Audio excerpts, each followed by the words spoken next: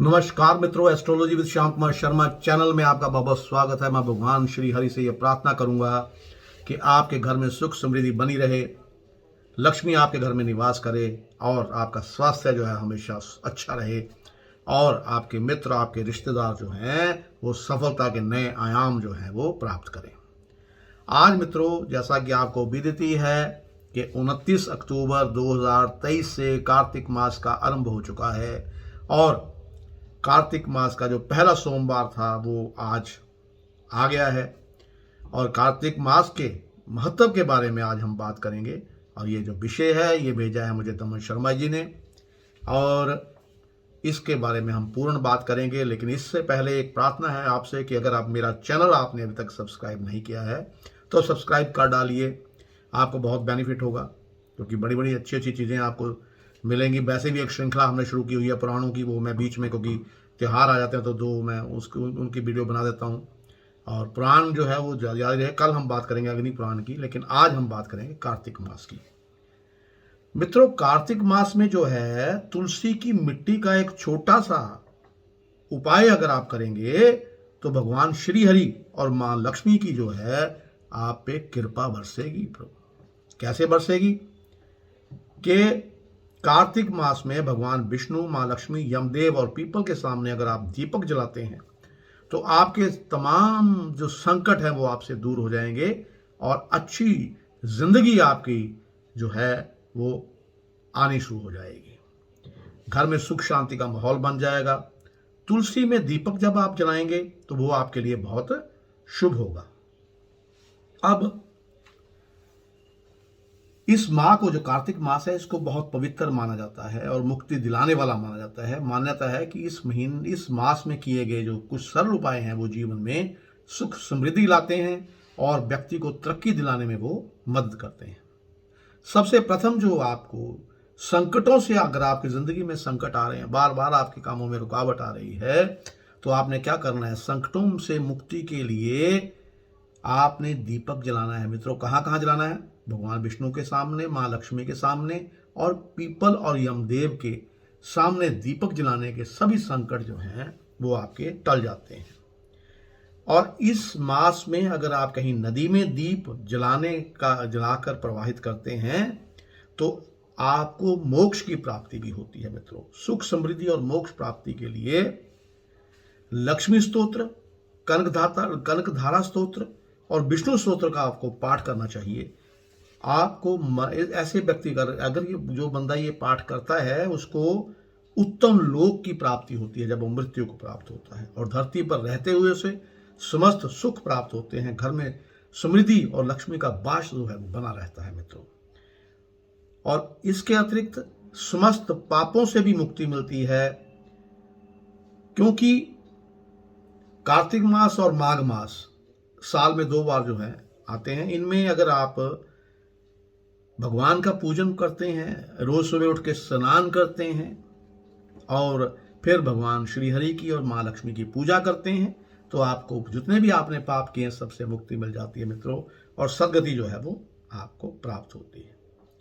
इस पवित्र मास में अगर आप तुलसी में दीपक अगर हर रोज जलाएंगे और तुलसी माँ का पूजा करोगे तो इसके साथ साथ जो तुलसी की मिट्टी जो है उसका अगर आप तिलक लगाते हैं तो इससे आपके सभी पाप जो है नष्ट हो जाते हैं और आपकी बुद्धि जो है, आपकी जो कहते हैं विजडम जो है वो बढ़ेगा बहुत ज़्यादा। अब कार्तिक मास में क्या दान करना चाहिए? मित्रों, सबसे उत्तम दान जो है वो कार्तिक मास में वो ये है कि अन्न का अगर आप दान करते हैं तो सबसे शुभ माना जाता है। क्योंकि कार्तिक मास में जो है अन्नदान और वस्त्र दान जो है ये अति उत्तम है। ऐसा करने से जो जातक है उसको परलोक में अन्न और जल की कमी नहीं होती। साथ ही वह अगले जन्म में अगर पैदा होता है, मानव जन्म लेता है, तो वो गरीब पैदा नहीं होता। कार्तिक मास में लोग गंगा तट पर कल्पवास भी करते हैं और जो कल्पवास करते हैं उन्हें वो पुनर्जन्म में फंसते नहीं हैं। तो जैसा कि मैंने बताया कि 29 अक्टूबर से कार्तिक मास जो है वो शुरू हो चुका है मित्रों, और आपको जो पूजा पाठ जो है वो करनी चाहिए। अब दीपदान आपने कैसे करना है? दीपदान करने से क्या है कि दीपदान जो है वो आपने भूलना नहीं है। घर में सुख शांति लाने के लिए हमेशा जो है भगवान श्री हरि के सामने आपने बैठ जाना है। माँ लक्ष्मी के भी पूजा करें। भगवान का मंत्र है जो यानी कि विष्णु भगवान का जो है ओम नमो भगवते वासुदेवाय नमः का जाप कीजिए 108 बार। और माँ लक्ष्मी का जो मंत्र है ओम श्रीम हरीम श्रीम कमले कमलालय प्रसीद प्रसीद श्रीम हरीम श्रीम ओम महालक्ष्मी नमः, इसका जाप कीजिए। और पीपल के पेड़ के नीचे दीपक जरूर जलाइए मित्रों। और माता लक्ष्मी को जो है आप खीर बहुत पसंद है, अगर इस माँ आप प्रतिदिन खीर का भोग उनको लगाते हैं माँ लक्ष्मी को, तो धन की आपकी हानि नहीं होगी, धन में वृद्धि होगी। और दीपावली के दिन, क्योंकि माता की जो है विशेष पूजा जो है लक्ष्मी माँ की होती है, वो आपको पता ही है। अब तुलसी की पूजा आपने कैसे करनी है? तुलसी की पूजा कीजिए, सेवा कीजिए तुलसी की, और उसको सेवन भी कीजिए, तुलसी खाइए भी पत्ता एक तोड़ के। तुलसी की पूजा भगवान शालिग्राम जो है उनके साथ करनी चाहिए। इससे आपके सभी रोग और शोक जो हैं वो मिट जाएंगे, जीवन में सुख शांति आएगी। कार्तिक प्रबोधिनी एकादशी पर तुलसी विवाह भी होता है, ये आपको पता ही है। तो इसलिए तुलसी माँ की जो पूजा है उसका इसमें विशेष महत्व होता है, क्योंकि इस मास में जो श्री हरि या भगवान विष्णु जो है ना, वो जल में ही निवास करते हैं। और पवित्र नदी में अगर आप जाके स्नान करते हैं तो आपको बहुत ज्यादा उसका फल अच्छा मिलेगा। मदन परिजात के अनुसार कार्तिक मास में इंद्रियों पर संयम रखकर चांद तारों की मौजूदगी में सूर्योदय से पूर्व ही पुण्य प्राप्ति के लिए स्नान अवश्य करना चाहिए मित्रों। और सूरज को अर्घ्य जरूर देना। कैसे? सूर्योदय के समय सूर्य को अर्घ्य देने से इस सभी तरह के दोष जो हैं वो आपके दूर हो जाएंगे और संपन्नता आपके घर में आ जाएगी। भूमि शयन करना चाहिए इस मास में। कार्तिक मास में कभी भी आप मंजे बिस्तरे छोड़ दीजिए, आप भूमि पर शयन कीजिए, और वो बहुत लाभदायक होगा आपको। इससे आपके मन में सात्विकता जो है वो उसका भाव पैदा होगा, और कभी सभी प्रकार के विकार जो हैं आपकी जिंदगी के जो हैं वो खत्म हो जाएंगे। पीले कपड़े का क्या है कि अगर आप नौकरी करते हैं या कारोबार में तरक्की चाहते हैं और नौकरी में तरक्की चाहते हैं, तो कार्तिक माह के किसी भी गुरुवार के दिन तुलसी के पौधे पर पीला रंग का कपड़ा बांध दें। इससे कारोबार में उन्नति और नौकरी में प्रमोशन मिलेगी आपको।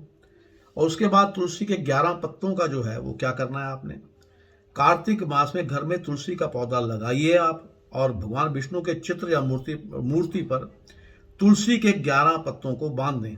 ऐसा करने से घर में कभी भी धन संपत्ति की जो है वो कमी नहीं रहेगी। आटे में तुलसी के पत्ते यूज कर सकते हैं आप। तुलसी के 11 पत्ते लीजिए और उन्हें घर के आटे के बर्तन में डाल दीजिए। इससे घर में शुभ परिवर्तन होगा। छोटा घर है तो बड़ा बन जाएगा, बड़ा है तो और ज्यादा जमीन जायदाद मिल जाएगी आपको। और शुक्रवार की पूजा जरूर आप कार्तिक मास के सभी शुक्रवारों को आपने मां लक्ष्मी का विधि विधान से पूजन करने से धन संपदा की प्राप्ति के लिए दाम्पत्य जीवन जो है वो भी आपका खुशहाल होगा।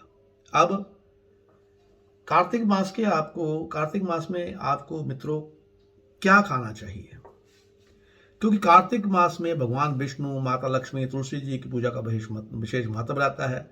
इसलिए इस मास में यक्षराज, कुबेर, यमदेव, भगवान धन्वंतरी की पूजा भी होती है।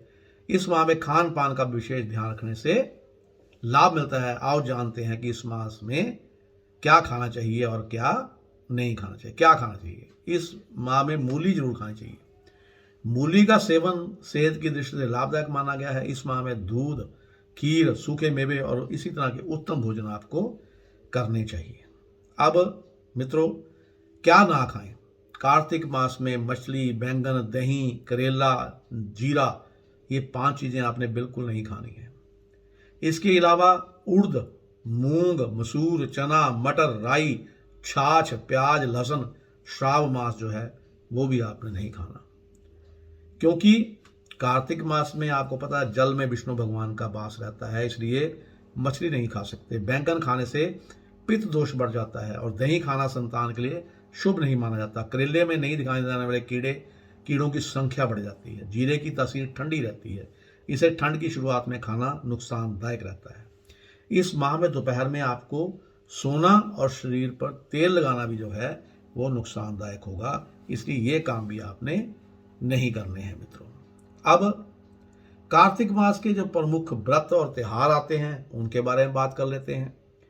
कार्तिक मास में आता है, सबसे पहले तो आता है करवा चौथ, और उसके बाद मित्रों करवा चौथ के बाद आपको रमा एकादशी आएगी, ठीक है। और इसके बाद दीपावली भी आपकी धनतेरस आती है, फिर नरक चतुर्दशी आती है, फिर दीपावली आती है, उसके बाद आता है गोवर्धन पूजा का त्यौहार, और फिर आखिर में आता है भाई दूज का त्यौहार।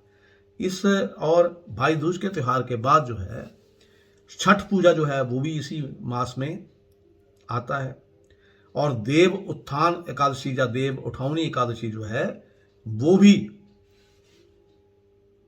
इसी मास में आती है। और विष्णु भगवान जो है अपनी निद्रा से जाग जाएंगे और चातुर्मास समाप्त हो जाएंगे। और प्रदोष व्रत है, शुक्ल पक्ष का जो प्रदोष व्रत है वो भी इस मास में आएगा। और कत्तक पूर्णिमा जो है, कार्तिक पूर्णिमा जो है, इस दिन क्या है, कार्तिक पूर्णिमा के दिन कार्तिक माह का समापन होता है। इस दिन स्नान और दान का खास महत्व होता है। अब नवंबर माह में जो है फिर आपके पास संकष्टी चतुर्थी और उत्पन्ना एकादशी भी जो है वो भी आएगी। तो ये मैंने आपको बताया त्योहारों के बारे में, कौन कौन से त्यौहार आने वाले हैं और कौन सा यानी कि आपको व्रत जो आने वाले हैं। आशा करता हूँ ये विषय जो है आपको बहुत पसंद आया होगा, और इसके बारे में अगर पसंद आया है तो कमेंट भी जरूर कीजिएगा, लाइक कीजिएगा और शेयर कीजिएगा, और सबसे बड़ी बात चैनल को सब्सक्राइब करना मत भूलिए मित्रों। और मैं जैसे बार बार बताता हूँ, अगर आपका कोई प्रश्न है कुंडली के बारे में तो डेट ऑफ बर्थ और टाइम जो है वो मुझे भेजिए, व्हाट्सएप नंबर जो है उस पर भेजिए, वो आपकी स्क्रीन पे आता रहेगा, फ्लैश करता रहेगा। और एक मामूली सी फीस रखी हुई है 251 रुपये। मैं उसको आप मुझे उस पर गूगल पे कर सकते हैं, पेटीएम कर सकते हैं, फ़ोन पे कर सकते हैं, तो आप भेजिए और अपने प्रश्नों का उत्तर पाइए। नमस्कार, आपका दिन शुभ हो।